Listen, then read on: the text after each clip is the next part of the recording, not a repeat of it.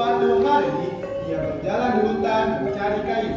Namun ia mendengar suara tawa merdu di dekat sebuah telaga. Suara apakah itu? Indah sekali, seperti nyanyian dari kayangan. Ternyata suara itu berasal dari para bidadari yang sedang turun dari kayangan untuk mandi di sebuah telaga. Lalu Jaka menghampiri sumber suara tersebut. Betapa segarnya telaga ini. Iya benar, betapa damainya bumi. Aku ingin berlama-lama di sini. Tahu merah, lihat. Betapa dinginnya air ini. Ya benar, di sini anginnya sangat lembut, seperti menyambut kedatangan kita. Kalian sadar tidak? Tadi tampak lebih cerah dari biasanya. Sepertinya Dewi Utama menjanjikan kita berlama-lama di sini. Syukurlah, aku sudah muak dengan keadaan awan bumi sebelum kita. Tapi jangan sampai Dewi Utama tahu kita mengeluh. Nanti kita disuruh jaga pelang seharian full. Tapi kalian pernah berpikir tidak? Bagaimana rasanya tinggal di Indonesia? Mereka punya banyak warna yang tidak ada di kayangan. Aku pernah diam-diam melihat dari balik awan. Mereka punya pasar, suara musik, serta makanan yang aneh tapi aku. Serius, aku ingin melihatnya setelah yang tanpa melanggar aturan. Untuk sekarang kita dimana saja tenaga ini. Tenaga ini punya surga kedua untuk kita. Betul, tidak ada bisa menolak kita di sini. Anak-anak yang sedang mengikuti balik pepohonan sedang melihat asiknya para bidadari sedang berbincang. Namun matanya hanya tertuju pada satu, bidadari yang paling lembut, pendiam, dan agung. Itulah dia, bidadari yang membuat hatiku bergetar. Aku harus memilikinya. Para bidadari itu pun mandi dengan riang gembira. Namun mereka tidak tahu jika Tarus sudah punya niat. Ia mendekat dan mengambil selendang milik salah satu bidadari. Maafkan aku, tapi hanya dengan cara ini kau akan tetap di hidup. Lalu Jaka bersembunyi di balik pepohonan. Kawan-kawan, ayo kita kembali ke kayangan. Tidak mau. Aku juga tidak. Aku mau berlama-lama di sini pokoknya. Di sini sangat sejuk dan hangat. Tidak, matahari akan segera terbenam. Kita harus kembali sekarang. Kalau gitu, ayo ke sana. Para bidadari itu pun berjalan ke arah tepi sungai untuk mengambil selendang milik mereka. Selendangku? Di mana selendangku? Aku tidak bisa pergi tanpa itu. Ayo ikut bersama kami. Bagaimana mungkin? Tanpa selendang itu, aku tidak bisa terbang. Apa yang harus kulakukan sekarang? Kau pasti menjatuhkannya di sekitar sini. Bulan, kami tidak bisa menunggu lebih lama. Kita tidak bisa pulang sampai bulan purnama. Teman-teman, lihatlah, awan merah kita sudah mulai memudar. Tanda gelombang kayangan akan segera bergerak. Jangan berserasa, Wulan. Ingat, kenapa percaya itu membuat kamu tenang. Tapi, aku takut sendirian di sini. Aku belum pernah berada di manusia tanpa kalian. Kau tidak dari paling kuat di antara kita. Kau mampu menghadapi ini. Kita tidak bisa berlama-lama di sini. Ayo cepat. Tapi, aku mohon, jika kalian bertemu Dewi Utama, tolong katakan aku tersesat. Jangan bilang aku terlalu.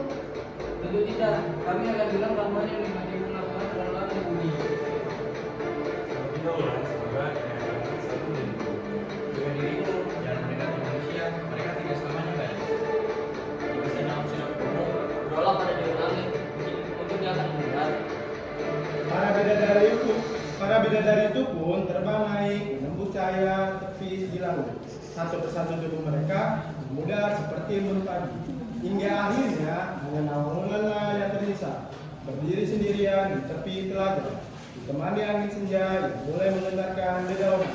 Namun dia tidak tahu bahwa ada seseorang yang sedang mengamatinya dari balik pepohonan.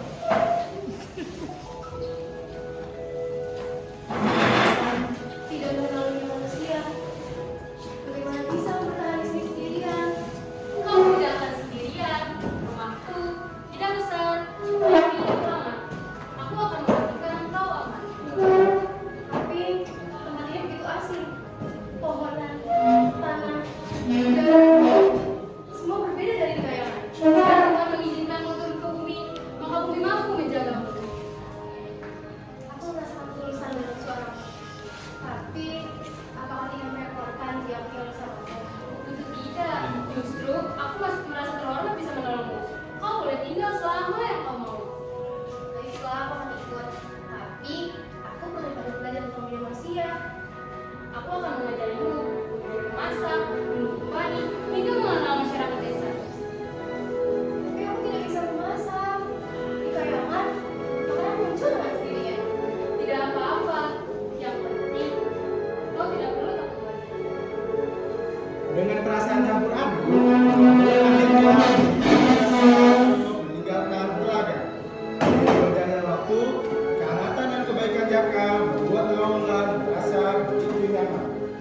ia merindukan kayangan, hatinya perlahan menemukan rumah baru di bumi.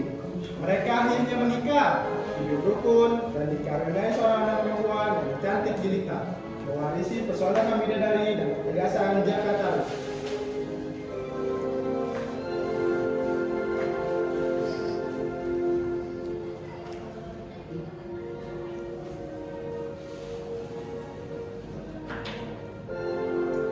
Jaka, aku izin pergi ke pasar dulu ya.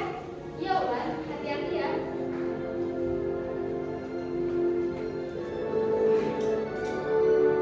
Oh iya, aku sedang masak nasi.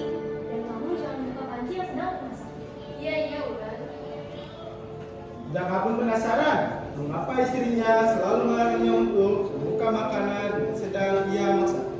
Ah, kenapa sih dia selalu melarangku untuk membuka masakannya? Lalu Jaka membuka nampan yang berisi nasi tersebut. Hah? Kenapa hanya satu pagi yang dia masak? Lalu Wulan datang dan melihat perilaku Jaka. Jaka, kenapa kamu buka panci masakanku? Harusnya aku yang nanya sama kamu. Kenapa hanya memasak satu padi? Ini adalah kesaktianku, Jaka. Aku bisa memasak nasi hanya dengan satu padi. Dan sekarang, aku akan kehilangan kesaktianku karena manusia telah melihat kesaktianku. Aku tidak tahu. Aku hanya manusia biasa yang perlu rasa ingin tahu. Karena rasa ingin tahu kamu itu, kamu buatku kehilangan kesaktianku. Aku tidak bisa lagi memasak dengan kesaktian kayangan. Tidak ada apa-apa, Wulan. Kita bisa belajar masak bersama. Kita bisa hidup seperti manusia biasa. Bukan soal memasak, Jaka. Kesaktian ini adalah dari diriku sebagai bidadari. Sekarang, aku udah benar seperti manusia. Mohon maaf, Wulan. Aku hanya manusia biasa yang berasa ingin tahu. Dan karena rasa ingin tahu kamu itu, aku sekarang tidak bisa lagi dibilang seperti manusia biasa. Kehilangan kesaktiannya membuat Wulan semakin sedih dan merindukan kayangan. Hatinya yang dulu begitu damai, kini dipenuhi gelisah dan penuh rasa kebimbangan. Ia mulai berpikir tentang rumah asalnya, tempat yang kini mungkin tak bisa ia datangi lagi. Berbulan-bulan, Wulan berusaha hidup seperti manusia biasa. Ia menumbuh padi seorang diri, memasak dengan susah payah, dan menyembunyikan luka di hatinya. Namun, suatu hari, saat ia sedang membereskan gudang di rumah Jaka, takdir memperlihatkan kebenaran.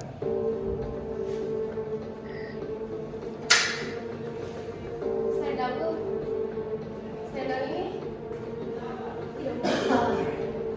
Jadi selama ini, siapa yang menyembunyikannya? Ini pengkhianatan besar.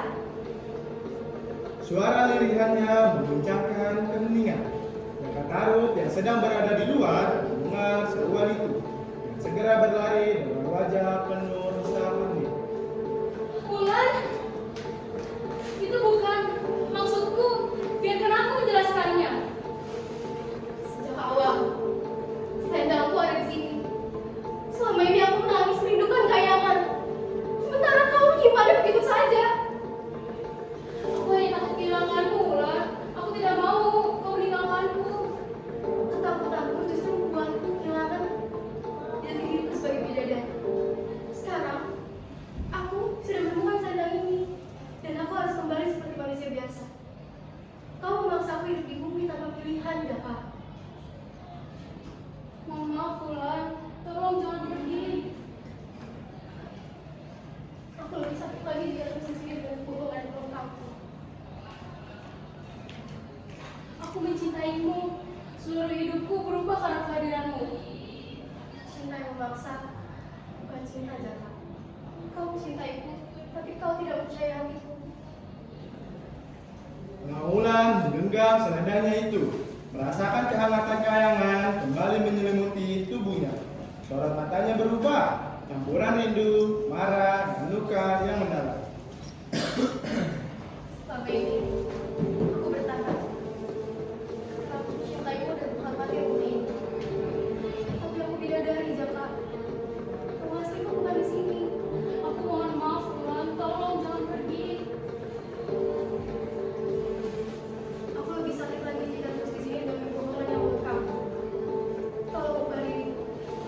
jadikan itu pembelajaran agar kau tidak terus berkhianat, Jaka. Naungan berdiri, langit berputar mengelilinginya. Selendang itu berkibar, memancarkan cahaya yang lembut. Bulan, tolong jangan pergi, Bulan. Bulan. Selamat tinggal, Jaka. Semoga kau merasakan sakit yang kurasakan. Dengan sayap cahaya kembali muncul dari tubuhnya, ia terbang menembus langit senja. Cahaya kayangan menyambutnya, meninggalkan rumah yang pernah menjadi tempat ia tertawa dan menangis. Jaka Taruk hanya bisa terdiam, memandang langit yang perlahan menutup, sementara hatinya hancur oleh penyesalan dan tak bisa ia perbaiki. Bulan, mengapa aku begitu serakah, Bulan? Dengan hati yang remuk, Jaka Taruk berdiri perlahan.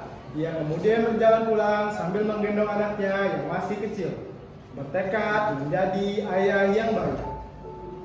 Sejak hari itu, Jaka Taruk tak lagi-lagi mencari jalan menuju kayangan. Dia lebih menerima kenyataan dan memperbaiki hidupnya di bumi. Angin lembut berhembus, seolah membawa pesan terakhir dari kayangan. Suara nawang wulan lembut penuh cinta. Selamat tinggal, Jaka. Semoga kau bahagia meski tanpa diriku.